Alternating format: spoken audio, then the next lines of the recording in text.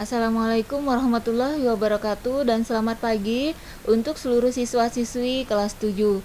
Bertemu lagi dengan Ibu pada pelajaran IPA terpadu. Masih di bab 1 tentang objek IPA dan pengamatannya. Pada pertemuan ketiga ini, submateri kita adalah besaran pokok. Tujuan pembelajaran kita pada hari ini adalah untuk memahami konsep besaran, kemudian mengidentifikasi macam-macam besaran pokok serta satuannya.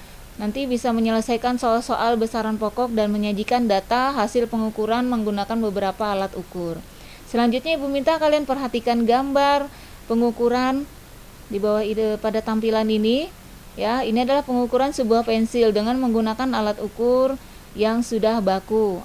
Artinya alat ukur yang sudah memiliki nilai yang tetap. Ibu yakin kalian paham sudah melakukan pengukuran pada tugas minggu kemarin di rumah, yaitu pengukuran dengan menggunakan satuan baku dan satuan tidak baku. Itu memang ada perbedaannya. Nah, dari gambar ini akan kita dapatkan hasil pengukuran adalah panjang pensil 2,2 cm. Panjang adalah besaran yang diukur. Jadi ingat ya, besaran adalah semua sesuatu yang bisa diukur. Yang diukur di sini adalah panjang. Jadi panjang ini adalah besaran. Pensil itu adalah benda yang diukur. Jadi pensil bukan besaran tetapi bendanya yang diukur. 2,2 adalah nilai atau hasil pengukurannya. Dan cm adalah satuan pembanding. Itu tentang pengukuran. Sekarang kita belajar tentang besaran pokok. Jadi pada pertemuan yang lalu Ibu sudah menjelaskan bahwa besaran itu bisa dibagi menjadi dua, ada besaran pokok dan besaran turunan. Besaran pokok kita pelajari pada hari ini dan besaran turunan akan kita bahas pertemuan selanjutnya. Besaran pokok adalah besaran yang satuannya sudah didefinisikan atau sudah ditetapkan. Jadi dia satuannya sudah ada ketetapannya. Oleh para ahli fisika, ada 7 macam besaran pokok. Yang pertama panjang, satuannya meter, massa satuan kilogram, waktu satuan sekon, kuat arus ampere, suhu satuan Kelvin, jumlah zat satuan mol, intensitas cahaya satuannya kandela. Ibu minta besaran pokok dan satuan ini dihafalkan di rumah. Jadi ini adalah tugas pertama kalian di rumah, buat hafalan tentang 7 macam besaran pokok. Selanjutnya panjang adalah besaran pokok yang pertama. Ibu yakin kalian sudah mengetahui cara mengukur panjang. Biasanya menggunakan alat ukur yang sudah baku, yaitu penggaris, ya. Nah, dalam melakukan pengukuran, posisi kita pengukur atau mata pengamat itu harus benar. Jika posisi kita salah, maka akan terjadi kesalahan pada saat kita membaca nilai di alat ukurnya. Kita lanjut ya. Contoh alat ukur panjang selain penggaris adalah jangka sorong. Ini bisa dilihat gambarnya. Mikrometer sekrup, meteran juga ada beberapa macam. Ini adalah meteran pita, meteran roll. Nah, jadi alat ukur panjang itu banyak sekali. Selanjutnya, ini tadi ya, roll meter. Kemudian jangka sorong. Jangka sorong ini juga alat ukur panjang. Biasanya digunakan untuk mengukur ketebalan panjang suatu kawat, kemudian diameter sebuah pipa atau botol. Ini adalah gambar jangka sorong dan bagian-bagiannya. Nah, ini cara membaca hasil pada alat ukur jangka sorong. Memang agak berbeda pada saat kita membaca nilai pada alat ukur penggaris. Nah, Bu minta kalian perhatikan cara membacanya melalui video yang kedua. Nanti kalian simak video kedua, itu video tentang cara membaca nilai hasil pengukuran jangka sorong dan mikrometer sekrup.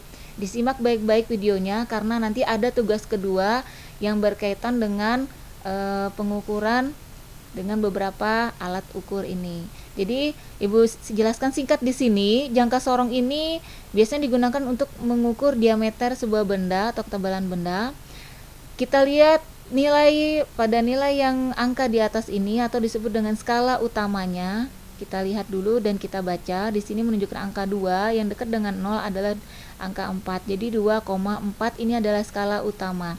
Kemudian kita baca skala nonius yang ditunjukkan oleh angka kecil pada jangka sorong yang di bawahnya ini. Nah, ini namanya skala Nonius yang ditunjukkan dengan angkanya yang kecil-kecil. Kita lihat garis yang bersejajar atau berhimpitan adalah angka 7. Nah, kita dapatkan skala Noniusnya adalah 7 dikali dengan angka ketelitian jangka sorong 0,01. Jadi harus dikali dengan ketelitiannya 0,01. Dapat nilai 0,07. Kita tambahkan skala utama dengan skala Nonius. 2,4 ditambah dengan 0,07. Maka didapatkan hasil 2,47. Ini adalah hasil nilai pengukuran menggunakan jangka sorong. Ibu harapkan kalian paham ya. Kalau memang kurang paham, simak kembali video yang kedua. Selanjutnya, ini juga hasil pengukuran menggunakan jangka sorong. Nah, ini sekarang mikrometer sekrup. Salah satu alat ukur panjang, tapi biasanya hampir sama dengan jangka sorong. Dia digunakan untuk mengukur ketebalan benda, kemudian diameter kawat. Jangka mikrometer sekrup ini memiliki angka ketelitian yang lebih baik, lebih teliti dibandingkan dengan alat ukur panjang yang lain seperti jangka sorong dan mistar. Jadi mikrometer sekrup ini lebih teliti ya angka pengukuran hasilnya. Nah, ini adalah bagian-bagian mikrometer sekrup. Ini juga hasil nilai yang ditunjukkan oleh mikrometer sekrup, sama seperti jangka sorong, ada skala utama dan skala Noniusnya. Nah, kalian silakan nonton video yang kedua nanti ya, cara membaca hasilnya. Ini juga hasil pengukuran dengan menggunakan mikrometer sekrup. Selanjutnya kita ke besaran pokok yang kedua adalah massa. Nah, jadi massa biasanya satuannya kilogram. Alat ukur massa ini biasanya kita pakai timbangan atau neraca. Ya, timbangan atau neraca. Ibu kira kalian sudah tahu bentuk-bentuk timbangan, macam-macam bentuk timbangan. Ini juga kita bisa membaca nilai pada timbangan ini atau neraca Ohaus ini, ya. Kita jumlahkan massa bendanya berapa yang ditanya, kita jumlahkan saja. Angka yang ditunjukkan oleh neraca tersebut adalah 100 tambah 90 ditambah dengan 7,5. Kita totalkan, maka didapatkan total massa benda yang ditimbang. Selanjutnya, ini juga contohnya, ini contoh pengukuran dengan timbangan. Selanjutnya kita ke waktu.